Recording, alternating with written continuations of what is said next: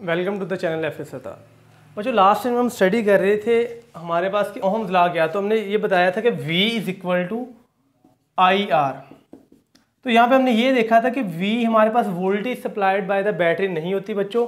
V हमारे पास क्या होती है, voltage across the end of the conductor, end of the conductor, कि कंडक्टर के एंड के ऊपर हमारे पास वोल्टेज जो होगी इसे हम वोल्टेज वी कहते हैं। ये voltage supplied by the battery. वहाँ हमने ये भी देखा था कि अगर आने वाला करंट बढ़ जाएगा तो टकराव एटम के साथ बढ़ जाएगा। जितना टकराव बढ़ जाएगा एनर्जी उतनी ज़्यादा ज़ाया होगी, जितनी एनर्जी ज़्यादा ज़ाया होगी उतना ही पोटेंशियल डिफरेंस भी हमारे पास क्या आएगा, ज़्यादा आएगा। पोटेंशियल का ड्रॉप पास क्या होगा, ज़्यादा ही हमने देखा था। अब यहाँ पे देखना V is directly proportional to I बच्चों। अभी हम इसका देखने जा रहे हैं ग्राफ। What is graph? तो V जो है डायरेक्टली प्रोपोर्शनल आई है, ये भी पावर 1 है, ये भी पावर 1 है। तो लीनियर फंक्शन है, इनका जो ग्राफ आएगा वो हमारे पास स्ट्रेट लाइन ग्राफ आएगा इस तरह करके। तो ये हमारे पास इधर वोल्टेज आ जाती है, इस साइड पे हमारे पास क्या आ जाएगा बच्चों, करंट आ जाएगा। तो ये हमारे पास ग्राफ होता है, स्ट्रेट लाइन ग्राफ होता है किसका, ओहमिक डिवाइसेस का। ये हमारे पास क्या है कि वोल्टेज जब डायरेक्टली प्रोपोर्शनल किसके हो, करंट के। यहाँ पे मैंने बताया था एक शर्त होती है कि आर आपस क्या रहे, कांस्टेंट। अब आर कांस्टेंट कब रहती है, जब एटम की तादाद बच्चों कांस्टेंट है, एटम का टकराव कांस्टेंट है। अगर आप टेम्परेचर बढ़ा देंगे तो एटम ज़्यादा वाइब्रेट करेंगे, जितना ज़्यादा वाइब्रेट करेंगे इलेक्ट्रॉन के साथ टकराव उतना बच्चों क्या हो जाएगा, ज़्यादा। जितना इलेक्ट्रॉन के साथ टकराव ज़्यादा हो जाएगा उतनी ही वो अपनी एनर्जी लूज़ क्या करेंगे, ज़्यादा। जितनी एनर्जी ज़्यादा लूज़ करेंगे उतना पोटेंशियल डिफरेंस क्या हो जाएगा, ज़्यादा। सिंपल सी बात है। इसका मतलब अगर रेजिस्टेंस कांस्टेंट रखनी है, रुकावट कांस्टेंट रखनी है, तो टेम्परेचर भी आपको क्या रखना पड़ेगा, कांस्टेंट। क्योंकि अगर आप टेम्परेचर बढ़ाएंगे रुकावट बढ़ जाएगी। क्यों, टकराव ज़्यादा हुआ, इलेक्ट्रॉन को ऐसा लगेगा मुझे आगे से किसी ने ज़्यादा टक्कर दी है या मेरा रास्ता किसी ने ज़्यादा रोक लिया है। तो उस चीज़ों से बच्चों आपने बचाना है, तो आपको टेम्परेचर क्या रखना पड़ेगा, कांस्टेंट रखना पड़ेगा। इसी को लेके आगे चलते हैं। अगर हमारे पास 3 डिफरेंट ग्राफ दिए जाए, सपोज करें ये हमारे पास ग्राफ थे, ये ग्राफ 1 है, ये ग्राफ 2 है, ये ग्राफ 3 है। जो 3 ग्राफ देखे आपको इंटी टेस्ट में बच्चों ये एमसीक्यूज आता है, इंपॉर्टेंट एमसीक्यूज है इस तरह के, ये आप लोगों ने याद रखना है। इंटी टेस्ट का डाटा है ये, ठीक है। ये पॉइंट 1, ये पॉइंट 2, ये पॉइंट 3। वो ये पूछता है कि इसमें से बताएं किसकी रेजिस्टेंस ज़्यादा। तो आपको पहले देखना है एक्स एक्सिस पे अगर फर्ज करें वोल्टेज दी गई है, वाई एक्सिस पे उसने करंट दी है, वो चेंज भी कर सकता है, ज़रूरी नहीं। अब वो आपको पूछता है कि बताएं इसकी रेजिस्टेंस ज़्यादा है, इसकी ज़्यादा, इसकी ज़्यादा। तो हमने पढ़ा हुआ कि R is equal to V over I। पहला तो बच्चों क्वेश्चन होगा सर जी रेजिस्टेंस तो कांस्टेंट रहती है। बच्चों बात ठीक, किसके लिए, इस पूरी लाइन के लिए। पूरी लाइन पे रेजिस्टेंस कांस्टेंट रहेगी, इस पूरी लाइन की रेजिस्टेंस कांस्टेंट रहेगी, इस पूरी लाइन की रेजिस्टेंस क्या रहेगी बच्चों, कांस्टेंट रहेगी। अब आपको 3 मुख्तलिफ ग्राफ दिए, किसी पता नहीं ये किस डिवाइस का होगा, ये किस डिवाइस का होगा, ये किस डिवाइस का होगा। अब देखें R किसके बराबर थी, V ओवर I। जौन सा ग्राफ जिसके ज़्यादा करीब होगा, सीधे लाइन वाले ग्राफ की बात करें, इसका मतलब वो चीज़ ज़्यादा होगी। मसलन ग्राफ 1 जो है ये करंट के करीब है, सॉरी वोल्टेज के करीब है, करंट से क्या है, दूर है। ये ग्राफ उतना वोल्टेज से फासला उतना करंट से।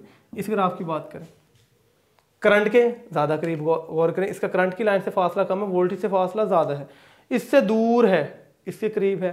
तो जो जिसके करीब होगा वो चीज़ उतनी ही ज़्यादा होगी। मसलन सिर्फ पहले वाले डिवाइस की बात करें, R1, इसमें वोल्टेज ज़्यादा है, करंट उस हिसाब से नहीं बढ़ रहा जिस हिसाब से वोल्टेज जल्दी बढ़ रही, करंट उस हिसाब से नहीं बढ़ रहा।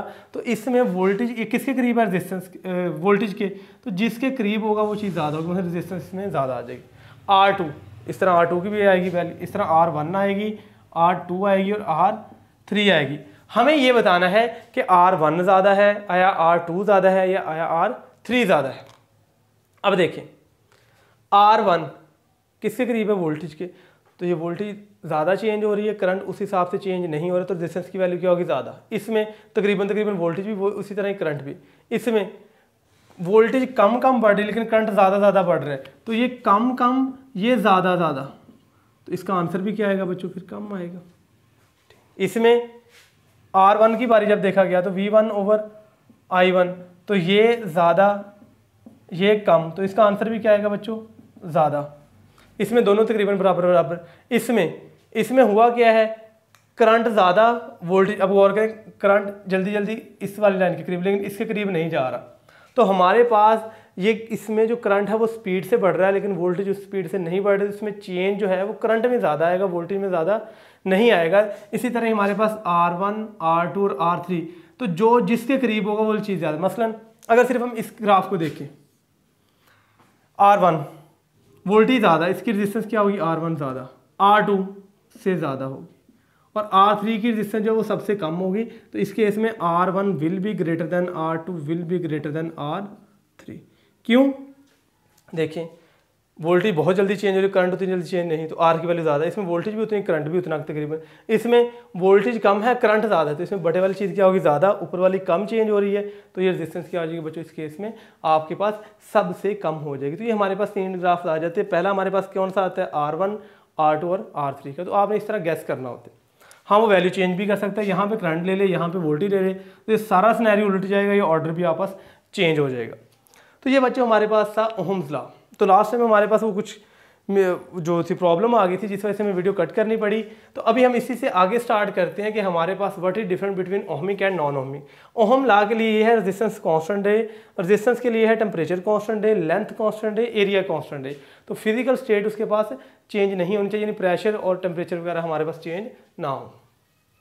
अभी हम जो डिफ्रेंशिएट करेंगे वो डिफ्रेंशिएट करेंगे between ohmic devices and non ohmic के ओहमिक और नॉन ओहमिक में फ़र्क क्या है।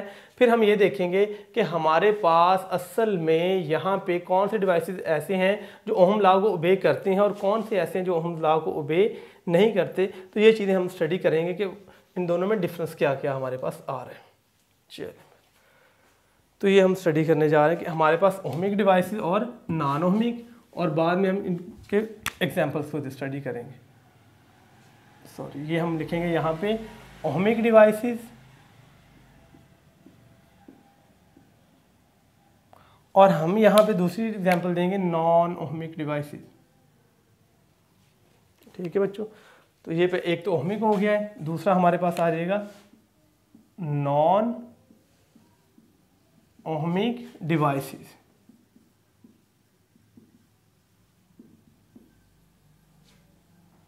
तो ये हमारे पास ओहमिक और सिंपल अगर डेफिनेशन बाय डेफिनेशन देखा है, वो डिवाइसेस जो ओहम लॉ को ओबे करते हैं, यानी कि वो हमारे पास दो obey ohm law, obeys ohm law, ohm's law, obeys ohm law, does not obey ohm law, does not obey ohm law.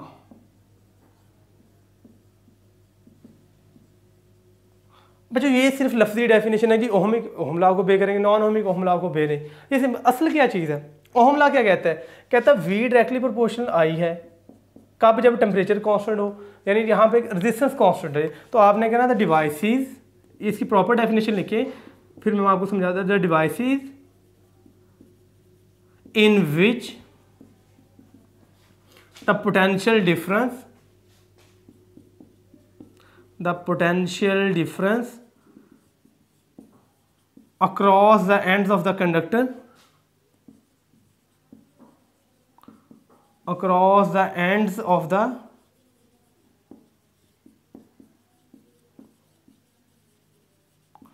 Conductor, R हम लिख देते हैं डिवाइसेस, यानी कि ये होगी तो वैसे कंडक्टर ही। Devices is proportional to the, is directly proportional, is directly proportional to the current flowing, to the current flowing through it, is directly proportional to the current flowing through it,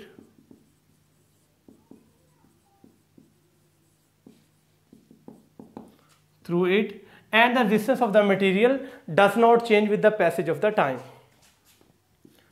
and R resistance remains same with the passage of time,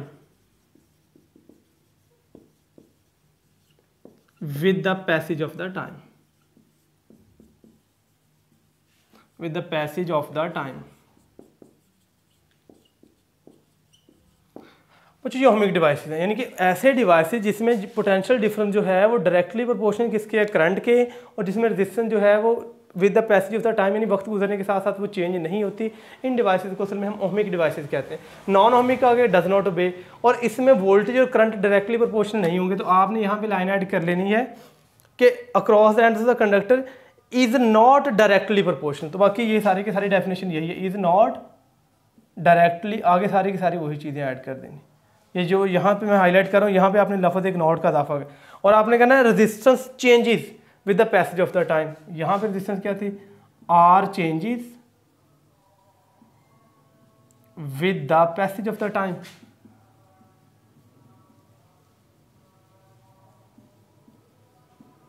with the passage of time, कि जो resistance है वो वक्त गुजरने के साथ साथ change होती रहती है। इन डिवाइसेस को हम नॉन ओहमिक कहते हैं। बच्चों जो ओहम को ओबे करेंगे, ओहमिक का ग्राफ हमारे पास क्या था, स्ट्रेट लाइन, तो इसका ग्राफ क्या होगा बच्चों, स्ट्रेट लाइन होगा। तो ओहमिक डिवाइसेस का ग्राफ क्या होता है, स्ट्रेट लाइन। और इसकी एग्जांपल आती है piece of wire, copper wire, silver wire, gold, जो है वो सारे के सारे बच्चों ओहमिक डिवाइसेस हैं। नॉन ओहमिक हमारे पास दो तरह के फिलामेंट बल्ब है, और दूसरा हमारे पास है सेमीकंडक्टर डायोड। और ये हमने आगे जाके चैप्टर नंबर 18 में स्टडी भी करना है कि what is diode, how it is prepared. तो अभी हमारे पास जो है वो नॉन ओहमिक डिवाइसेस में हम पहली एग्जांपल पढ़ते हैं वोल्टेज और करंट। ये हम फिलामेंट बल्ब की एग्जांपल स्टडी करने जा रहे हैं। फिलामेंट बल्ब, जो फिलामेंट बल्ब जो होता है ये नॉन ओहमिक है। कैसे, मसलन ओहम को जो ओबे कर जाएंगे वो ओहमिक है। ओहम क्या कहता है कि वी और आई प्रोपोर्शनल होगी कब, जब आर करेगी कांस्टेंट। अब आर अगर कांस्टेंट रहेगी तो वहाँ पे टेम्परेचर कांस्टेंट रहना चाहिए। क्यों, हमें पता है अगर टेम्परेचर बढ़ गया रेजिस्टेंस ज़्यादा हो जाएगी, और उसके अंदर जब रुकावट ज़्यादा होगी तो उसके अंदर इलेक्ट्रॉन का टकराव ज़्यादा हो जाएगा। जितना इलेक्ट्रॉन का अंदर टकराव ज़्यादा हो जाएगा तो उतनी अंदर ही अंदर वोल्टेज भी बच्चों क्या ज़ाया होगी। इसका मतलब यह है कि अंदर पोटेंशियल ड्रॉप ज़्यादा हो जाएगी। अब फिलामेंट बल्ब जो हम घरों में वो पीला सा बल्ब यूज़ करते हैं, हम उससे एग्जांपल ले लेते हैं। आपने अक्सर देखा होगा अगर उस बल्ब को चला के छोड़ दिया जाए 10-15 मिनट बाद 10-15 मिनट चलने के बाद उसको हाथ लगाया जाए ना बच्चों, वो गर्म होता है। आप देखते हैं जब वो हाथ लगाते हैं आपका हाथ नहीं लग रहा होता। इससे पहले जब वो चला था तब आप हाथ लगा लें, ठीक है, लेकिन जब टाइम गुजरता गया उसका टेम्परेचर बढ़ गया। अब जब टेम्परेचर बढ़ जाएगा बच्चों उसकी रेजिस्टेंस चेंज हो जाएगी। जब रेजिस्टेंस चेंज होगी तो उसमें अंदर वोल्टेज ड्रॉप क्या हो जाएगा, इंक्रीज। तो उसमें तो वी और आई प्रोपोर्शनल नहीं रहेंगे। तो जैसे जैसे टाइम गुजरता है करंट ज़्यादा फ्लो करता है, जितना करंट ज़्यादा फ्लो करेगा इलेक्ट्रॉन का एटम के साथ स्ट्राइक क्या हो जाएगी, ज़्यादा। जितनी स्ट्राइक ज़्यादा होगी उधर उतनी एनर्जी डिसिपेशन क्या हो जाएगी, ज़्यादा, और उतना ही पोटेंशियल ड्रॉप भी क्या आएगा, ज़्यादा। और एटम की वाइब्रेशन क्या हो जाएगी, ज़्यादा। क्यों, उन्होंने इलेक्ट्रॉन से एनर्जी ले ली है तो एनर्जी बढ़ गई है, वाइब्रेशन ज़्यादा करेंगे। जितनी वाइब्रेशन बच्चों वो ज़्यादा करेंगे उतनी ही आपके पास उनकी काइनेटिक एनर्जी क्या हो जाएगी, इंक्रीज, वाइब्रेशन काइनेटिक एनर्जी, और जिसकी वजह से टेम्परेचर क्या कर जाएगा, हमारे पास इंक्रीज कर जाएगा। जो ओहमिक है, शुरू में हम हाथ लगाएं तो हमारे पास होता क्या, इधर वोल्टेज और इस वाई एक्सिस में हमारे पास क्या आ गया, करंट। शुरू में अगर हम हाथ लगाएं तो शुरू में ना तकरीबन इतना ज़्यादा वो गर्म नहीं होता बल्ब। तो शुरू में उसका ग्राफ जो है वो रेजिस्टेंस ऑलमोस्ट कांस्टेंट है क्योंकि टेम्परेचर इतना चेंज नहीं होता। तो यहाँ तक उसका ग्राफ क्या आता है, लीनियर। तो ये जो रीजन है ये ओहमिक रीजन आता है। क्यों, यहाँ पे O से लेके A तक, ये O पॉइंट है, ये A पॉइंट, यहाँ तक ओहम लॉ ओबे कर सकता है क्योंकि ग्राफ स्ट्रेट लाइन है। ये चाहता था कि सीधा जाए, लेकिन क्यों, बल्ब 10-15 मिनट चला है, चलने के बाद हुआ क्या है कि उसकी तो रेजिस्टेंस बढ़ गई, तो उसका ग्राफ रेजिस्टेंस बढ़ जाएगी तो वोल्टेज की तरफ निकल जाएगा। ये हम पहले ही डिस्कस कर चुके हैं, जितनी चीज़ वोल्टेज ग्राफ की तरफ ज़्यादा होगी उतनी उसकी रुकावट क्या हो जाएगी, ज़्यादा। अगर कोई चीज़ करंट की तरफ ज़्यादा है तो उसकी रेजिस्टेंस क्या होगी, कम होगी। तो ये हमने पॉइंट डिस्कस कर लिया था। अब जैसे इससे आगे जाते हैं तो ये आ जाता है non ohmic region. Non ohmic region यहाँ पे होता क्या है, यहाँ पे प्रोपोर्शनल नहीं है, यहाँ पे टेम्परेचर क्या कर जाता है बच्चों, इंक्रीज। यहाँ पे रेजिस्टेंस क्या हो जाती है, इंक्रीज। तो ए से आगे वाले पोर्शन में टेम्परेचर भी इंक्रीज कर गया, रेजिस्टेंस भी इंक्रीज कर, लेकिन ओ से ए ओहमिक है, यहाँ पे रेजिस्टेंस कांस्टेंट है, यहाँ पे टेम्परेचर कांस्टेंट है। बच्चों ये चीज़ याद रखनी है कि आपके पास इतने रीजन के लिए रेजिस्टेंस कांस्टेंट रहती है, टेम्परेचर भी ऑलमोस्ट कांस्टेंट रहता है।